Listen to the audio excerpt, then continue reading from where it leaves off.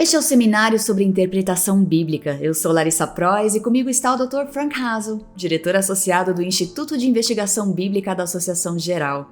Dr. Hazel, o que vamos aprender hoje? Hoje aprenderemos algo muito interessante sobre as profecias bíblicas, especialmente sobre as apocalípticas, aquelas profecias do livro de Daniel e Apocalipse que nos trazem cenários do tempo do fim e tudo o que isso implica. Neste vídeo e no capítulo do livro, você aprenderá detalhes da interpretação bíblica dessas profecias apocalípticas. Elas deveriam ser interpretadas como qualquer outra profecia na Bíblia ou há diferenças?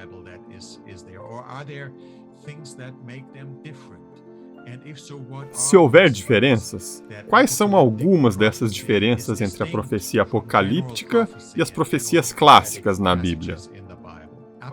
As profecias apocalípticas em Daniel e Apocalipse sempre foram muito importantes para os adventistas do sétimo dia, porque nos ajudam a entender a história, nos ajudam a entender as coisas proféticas relacionadas com o fim dos tempos. Isso é algo que estudaremos neste vídeo e que explicará do que trata a profecia apocalíptica e por que ela é diferente de outras literaturas proféticas da Bíblia. E quem partilhará esse conteúdo conosco? Quem vai nos apresentar esse tema hoje é o Dr. Gerhard Fundel. Ele escreveu vários comentários bíblicos sobre Daniel. Recentemente, escreveu outro comentário que usaremos como livro didático nas nossas faculdades. O Dr. Fundel está muito familiarizado com a literatura apocalíptica e a interpretação apocalíptica. Ele trabalhou na Europa, na Austrália e nas Ilhas do Pacífico como secretário da associação e também foi diretor associado do Instituto de Pesquisa Bíblica, na Associação Geral da Igreja Adventista do Sétimo Dia. É ele quem vai nos trazer esse assunto especial, que ao estudarmos juntos, possamos ter um novo sentido de alegria e urgência para o tempo em que vivemos, e pela literatura fascinante que estudaremos ao falar das profecias apocalípticas.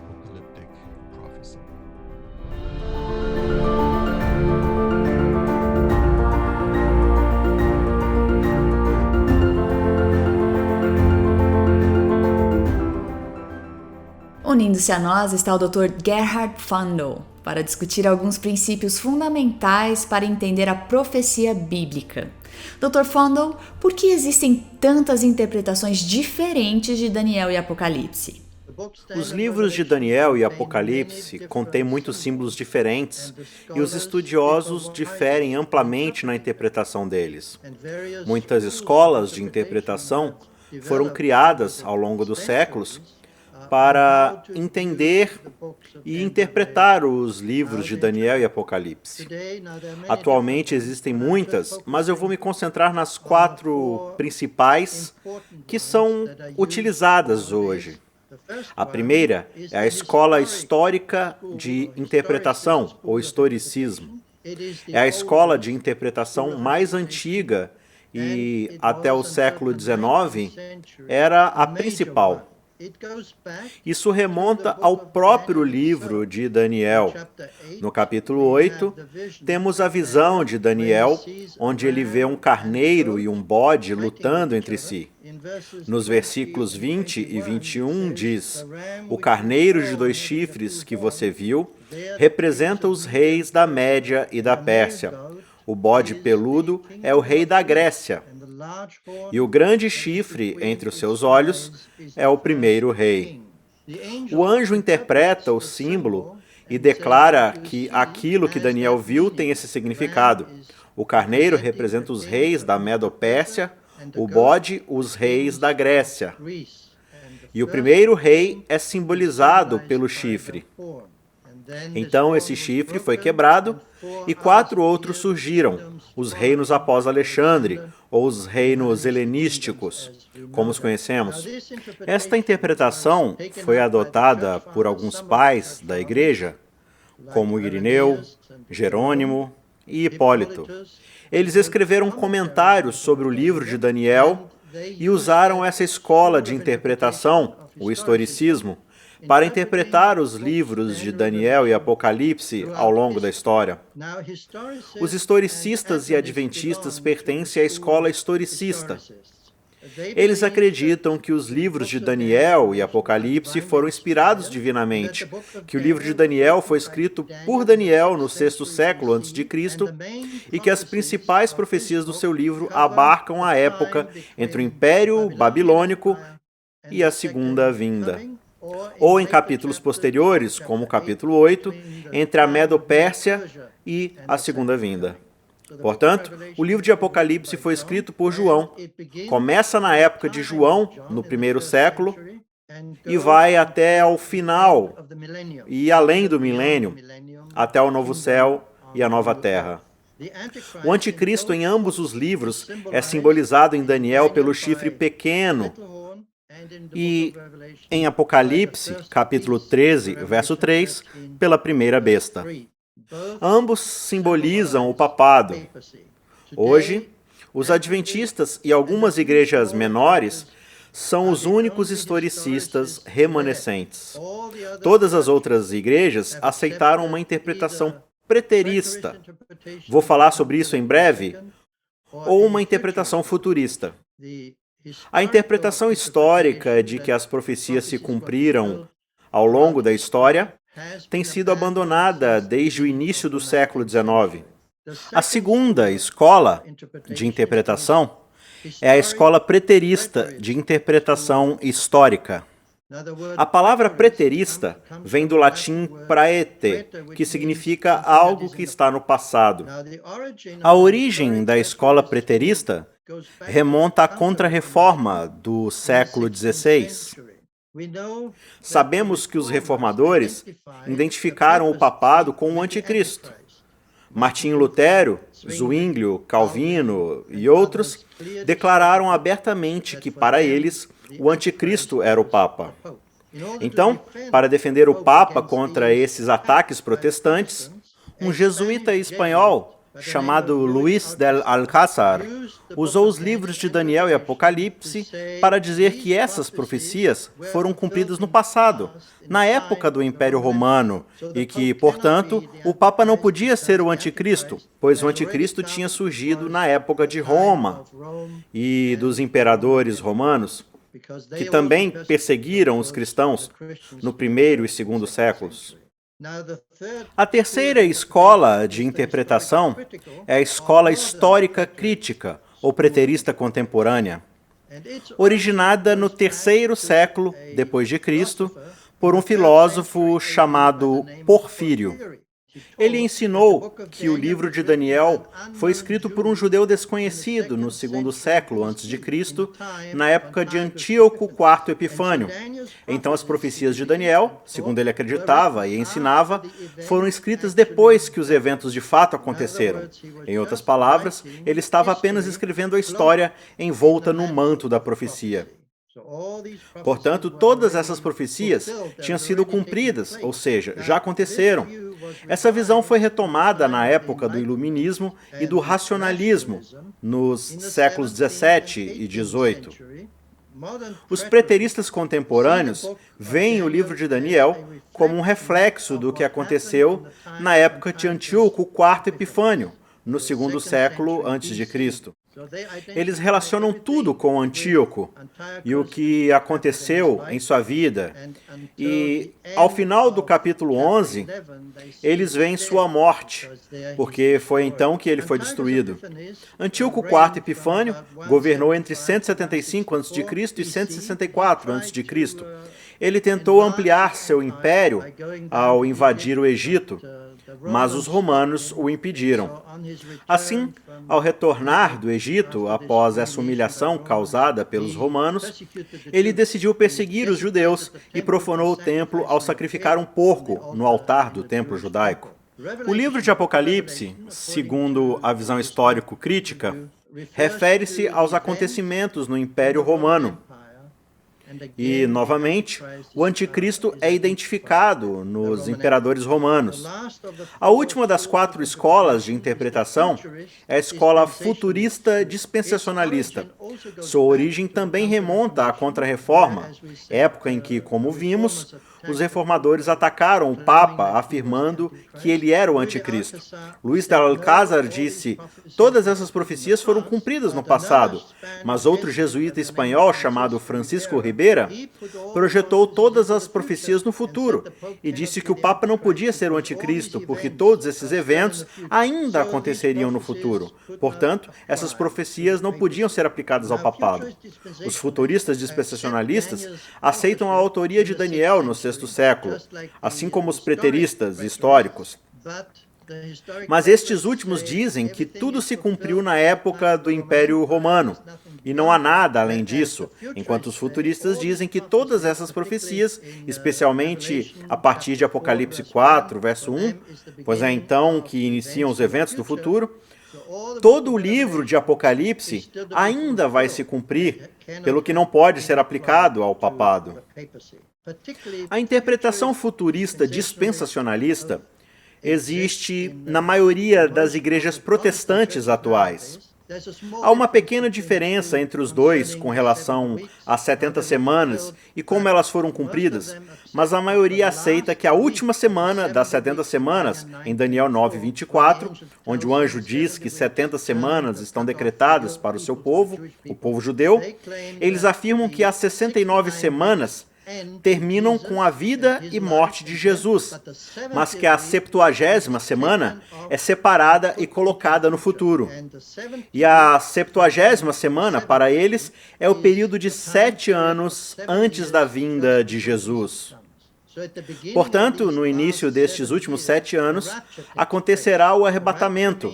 O arrebatamento significa que todos os crentes, todos os cristãos vivos à época, serão levados para o céu e só ficarão os 144 mil de Apocalipse 7 e que são judeus, pois o versículo fala de todas as tribos de Israel, que são deixados na terra com todas as outras pessoas que ainda vivem aqui e não aceitaram a Cristo. Portanto, não fizeram parte do arrebatamento. Ou seja, para eles, os judeus restaurarão o templo e iniciarão o sacrifício. Mas esses judeus que aceitaram Jesus agora são os missionários para o mundo onde vivem os incrédulos. O anticristo será uma pessoa que surgirá nesse momento e será, como o imperador romano, um governante romano no tempo do fim, um sucessor do Império Romano, e fará uma aliança com os 144 mil judeus, mas, no meio da semana, quebrará essa aliança. Lembremos que Daniel 9 fala sobre Jesus e diz: com muitos ele fará uma aliança que durará uma semana. No meio da semana, ele dará fim ao sacrifício e à oferta. Os futuristas dispensacionalistas acreditam que isso não faz referência a Jesus, mas ao anticristo. E assim, eles afirmam que na última semana, ou seja, nos últimos 7 anos, no meio desse período, ele dará fim aos sacrifícios e a tudo que estiver relacionado com os judeus na época. Ele mesmo se sentará no templo e afirmará ser Deus. Ora, essa é uma ideia que vem de 2 aos Tessalonicenses 2:4. Este se opõe e se exalta acima de tudo que se chama Deus ou é objeto de adoração, chegando até a assentar-se no santuário de Deus, proclamando que ele mesmo é Deus. Portanto, os futuristas dispensacionalistas entendem que esse texto será cumprido no tempo do fim, nos últimos 7 anos, quando o anticristo quebra sua aliança com os judeus e se assenta no templo alegando ser Deus. Essas são as principais escolas de interpretação atuais. A questão é, qual escola de interpretação está certa? Isso depende dos pressupostos que forem adotados, e a conclusão dependerá de quais pressupostos eu aceito. Por que Daniel 11 é um capítulo tão difícil? Realmente, Daniel 11 é o capítulo mais difícil do livro de Daniel. É a 4ª principal profecia. Temos profecias em Daniel 2, Daniel 7, Daniel 8 e 11 e 12, que vão juntas. Essas são as 4 principais profecias do livro de Daniel. As 3 primeiras profecias, em Daniel 2, 7 e 8, descrevem claramente a história mundial. A imagem em Daniel 2 possui 4 metais diferentes, com pés de barro e ferro, indicando que existem 4 impérios, simbolizados por esses 4 metais diferentes. Babilônia, a cabeça de ouro, Medo-Pérsia, o peito de prata, Grécia e, finalmente, Roma, as pernas de ferro. O mesmo acontece em Daniel 7.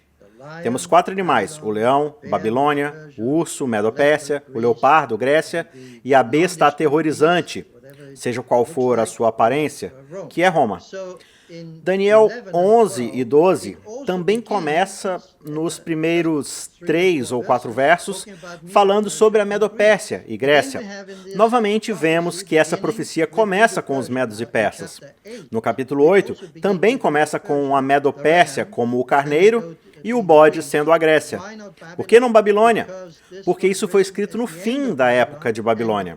E a profecia em Daniel 8, das 2.300 tardes e manhãs, começa no tempo dos medos e persas.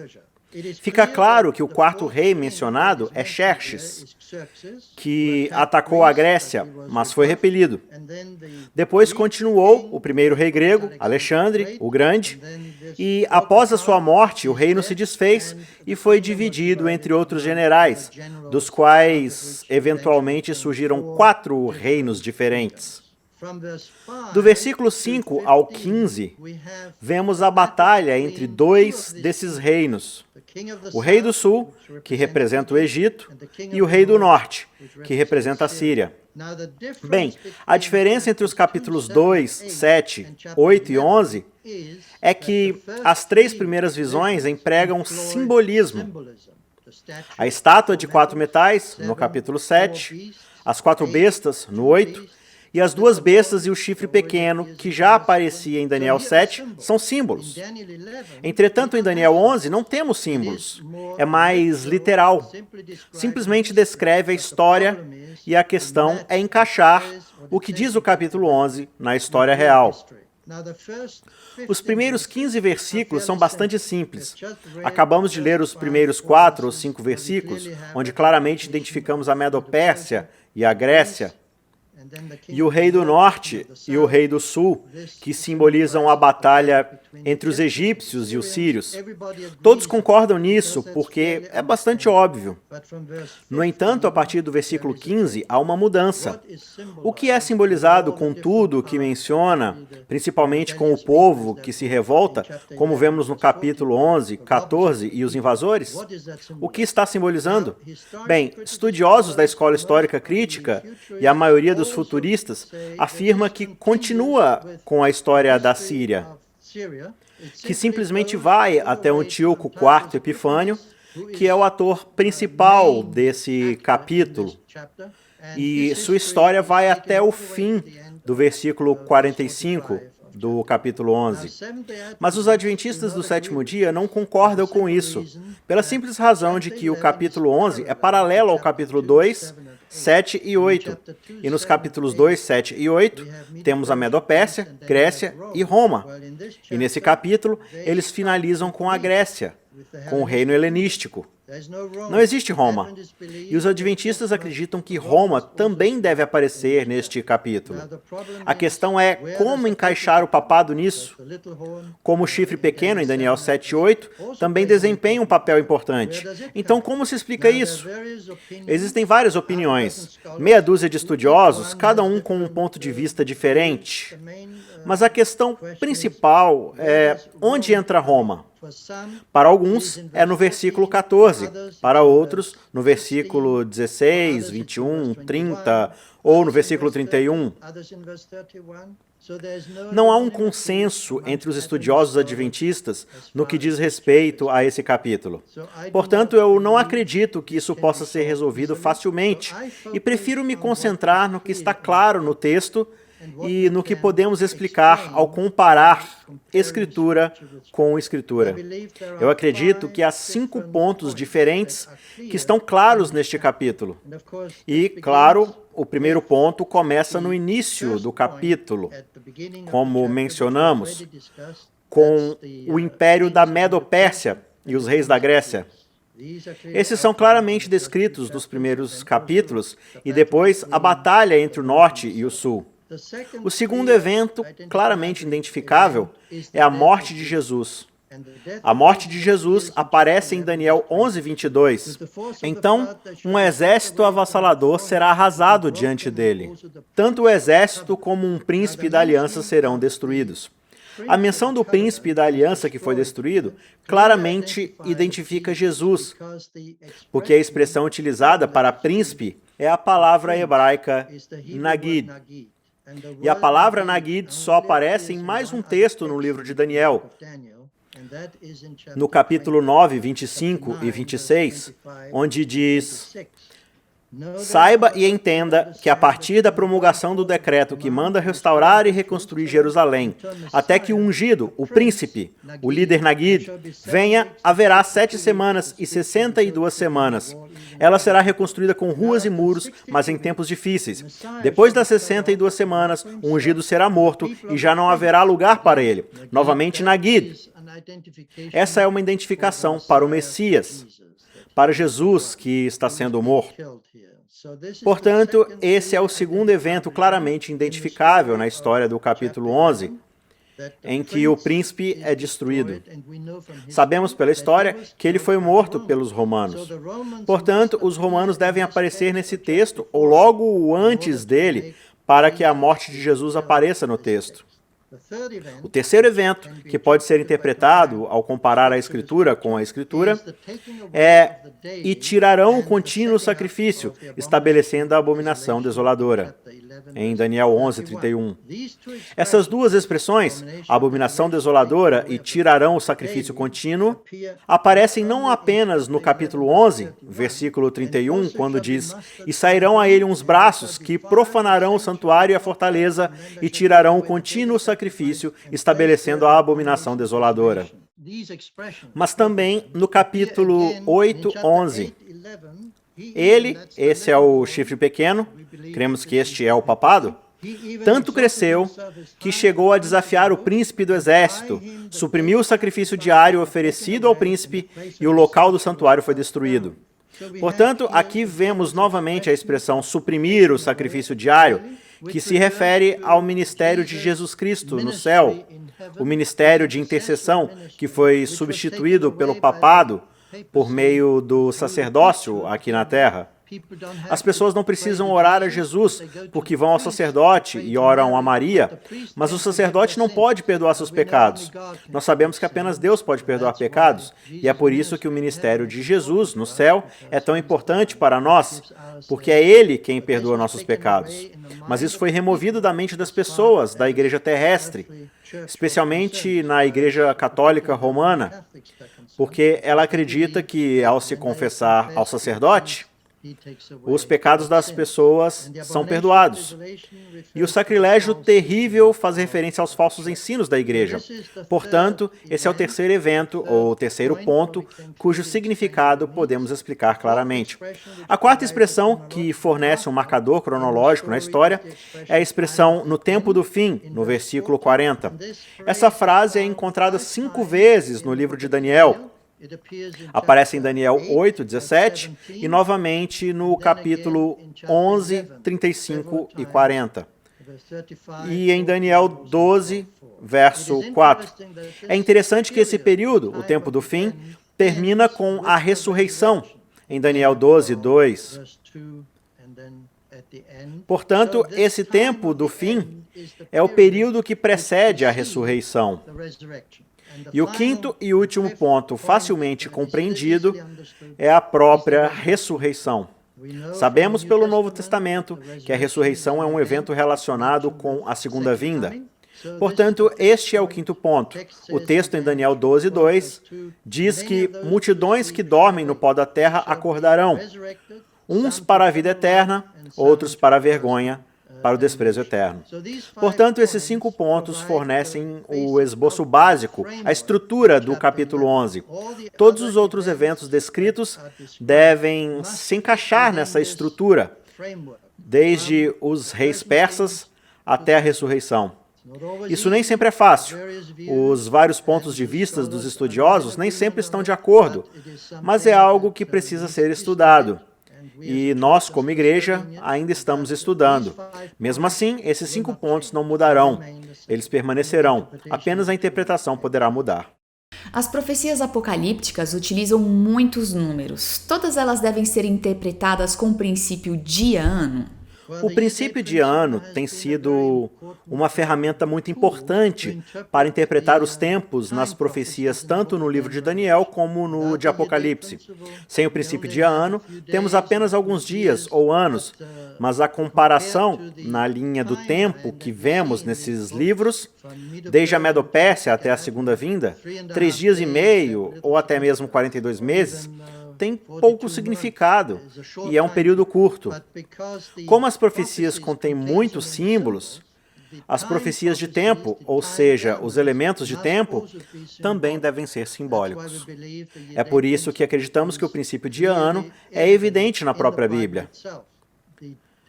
Como os reinos simbolizados pelos animais ou pelos metais da estátua duraram centenas de anos, os símbolos de tempo das profecias também devem durar longos períodos. É interessante encontrarmos expressões como um tempo, 2 tempos e metade de um tempo e percebermos 42 meses, 70 semanas e 1260 dias, mas o único elemento temporal não mencionado é o ano. Portanto, acreditamos que todos esses elementos de tempo simbolizam anos. Assim, podemos concluir que 1260 dias são 1260 anos, 42 meses também são 1260 anos, e 2300 tardes e manhãs são 2300 anos. Então, o elemento tempo, com a ajuda do princípio de ano, deixa claro que essas profecias se estendem por longos períodos. Existem exemplos disso no Antigo Testamento. Em Números 14, 34, vemos a Deus falando aos israelitas depois que eles se recusaram a entrar em Canaã e diz: cada ano corresponderá a cada um dos 40 dias em que vocês observaram a terra. Esse era o tempo em que os espias observaram a terra. Durante 40 anos vocês sofrerão a consequência dos seus pecados e experimentarão a minha rejeição. Portanto, aqui Deus explica que um dia é um ano. Da mesma forma, em Ezequiel capítulo 4, verso 6, Deus diz ao profeta: terminado esse prazo, deite-se sobre o seu lado direito e carregue a iniquidade da nação de Judá durante 40 dias, tempo que eu determinei para você, um dia para cada ano. Ou seja, aqui temos 2 exemplos do princípio de ano. Mas devemos lembrar que os livros de Números e Ezequiel não são profecias apocalípticas, mas profecias clássicas. Então, Deus explicou que um ano corresponderá a um dia. Na profecia apocalíptica do livro de Daniel e Apocalipse, isso não é explicado, mas é um princípio subjacente. Entende-se que faz referência a anos. A pergunta é: isso se aplica sempre? A resposta é: não. Em Daniel 4, 23, vemos o julgamento de Deus sobre Nabucodonosor, que diz: e viverá com os animais selvagens até que se passem 7 tempos. Esses 7 anos, nos quais Nabucodonosor ficou louco, não deveriam ser interpretados com o princípio de ano, porque Daniel 4 é um capítulo histórico e não apocalíptico. Então, em Daniel, temos na primeira metade 6 capítulos, e todos, com exceção do capítulo 2, são capítulos históricos, que contam a história de Daniel e de seus amigos, até o capítulo 6, onde Daniel está na cova dos leões.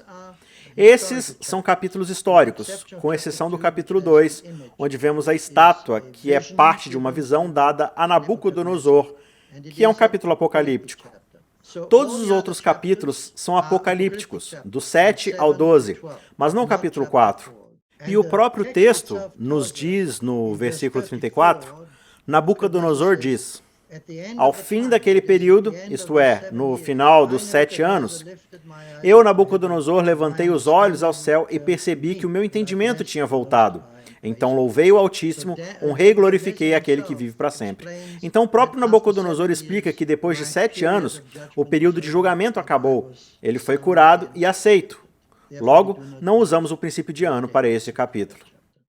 Quais são alguns princípios e recursos hermenêuticos que poderíamos usar para estudar a profecia bíblica em particular?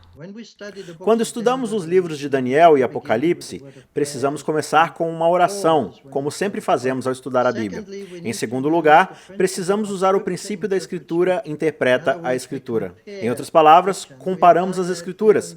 Temos feito isso até mesmo para estudar Daniel e Apocalipse, ao comparar o que Apocalipse diz e ver o que Daniel diz, pois muitas vezes estes se complementam. Em terceiro lugar, precisamos prestar atenção à estrutura literária desses livros.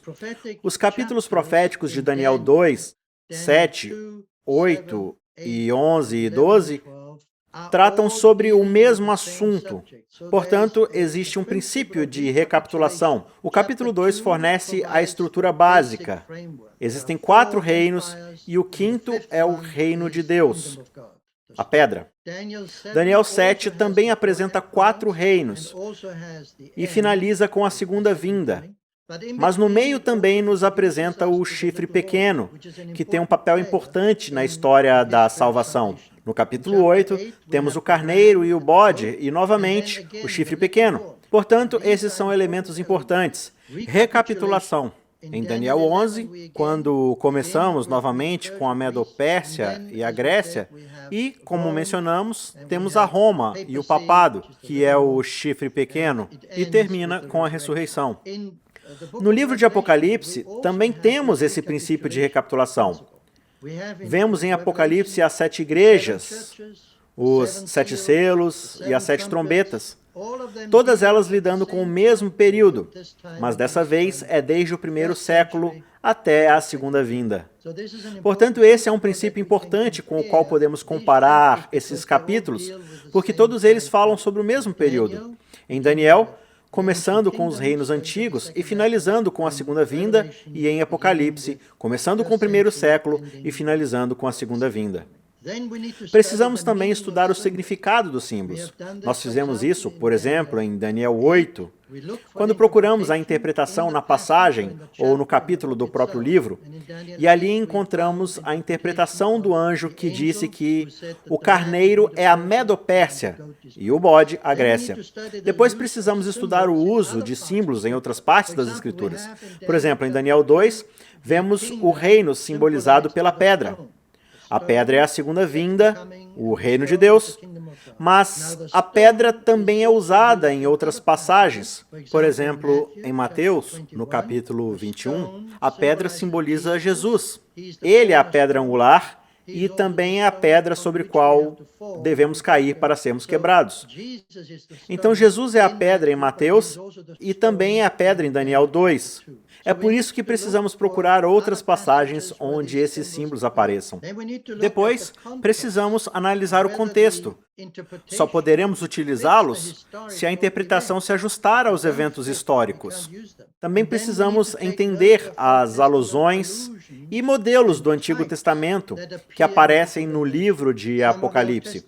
Algumas das profecias do Antigo Testamento foram cumpridas na história de Israel, mas se tornaram modelos de eventos do tempo do fim. Por exemplo, a salvação dos judeus de Babilônia, o retorno à pátria. Eles foram salvos pelo rei Ciro, que decretou que eles podiam voltar para casa. Isso se tornou um modelo do que acontecerá no tempo do fim.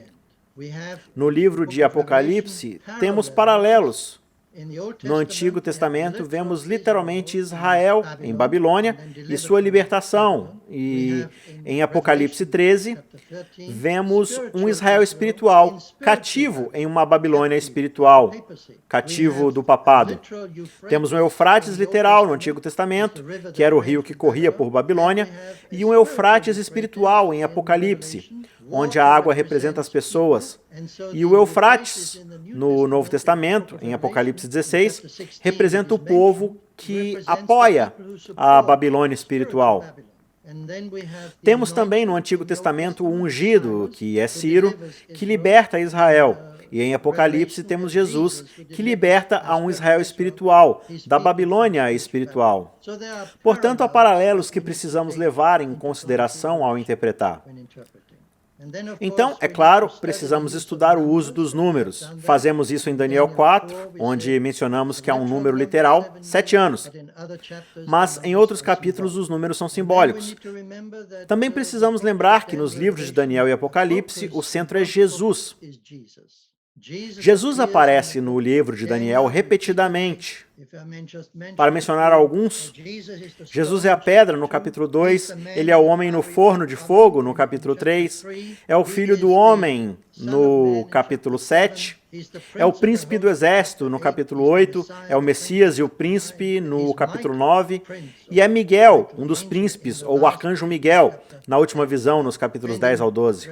Em Apocalipse, há uma dúzia ou mais símbolos que apontam para Jesus. Ele é o Filho do Homem, aquele que tem as 7 estrelas em sua mão. O primeiro e o último, aquele que tem a espada afiada de 2 gumes, é o Filho de Deus, cujos olhos são como chama de fogo. Aquele que tem os 7 Espíritos de Deus e as 7 estrelas. O Santo e Verdadeiro, o Amém, o Cordeiro, o Filho do Homem, o Cordeiro no Monte Sião, Senhor de Senhores, Cavaleiro do Cavalo Branco. Ele é Jesus, a raiz e o descendente de Davi, em Apocalipse 22. Ou seja, há muitos lugares nos livros de Daniel e Apocalipse onde Jesus aparece. Por isso não devemos nos esquecer de que ele é o centro de todas as profecias.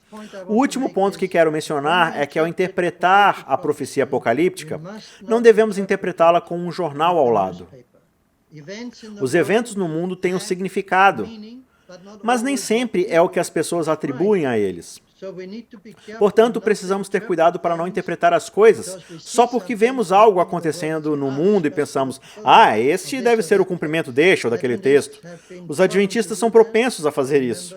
Lembro-me de que na Primeira Guerra Mundial, falamos sobre a República Tcheca, acreditamos que aquele era o início do Armagedon. E depois da Segunda Guerra Mundial, pensamos, sim, agora Jesus vai voltar, tudo foi destruído. Mas depois tivemos a Guerra do Golfo e depois o 11 de setembro. Eventos que as pessoas pensaram ser o início do tempo de angústia. Todos esses eventos são importantes, mas não são necessariamente o cumprimento de profecias. Ao longo da pandemia que temos agora, repetidamente me perguntaram, qual é o cumprimento? O que está sendo cumprido? Nada. É um dos eventos no tempo do fim, quando diz que as pessoas ficaram assustadas e ansiosas com o que está acontecendo. É isso que estamos experimentando, mas não há nenhum símbolo específico ligado à Bíblia. Então, ao interpretar profecias, devemos ter princípios de interpretação e devemos ter cuidado para não nos precipitar e começar a ver coisas que não são realmente relevantes nos textos bíblicos. Muito obrigada, Dr. Fundle, e muito obrigada a você por estar conosco. Até a próxima vez.